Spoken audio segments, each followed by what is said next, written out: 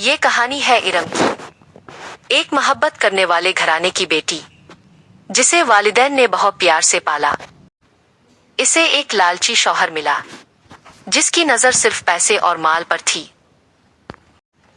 ارم سے روز کہتا، اپنے ابو سے کہو کہ ہمیں نیا گھر دلوا دے، جہیز میں سونا کم تھا، ماں سے اور مانگو۔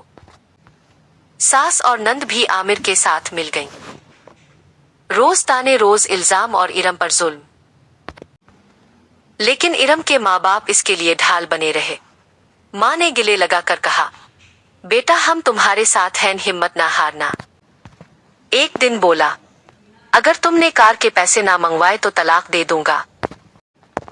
ارم نے انصاف کا دروازہ کھٹکھٹایا، عدالت میں کھڑے ہو کر کہا، بس اب اور نہیں۔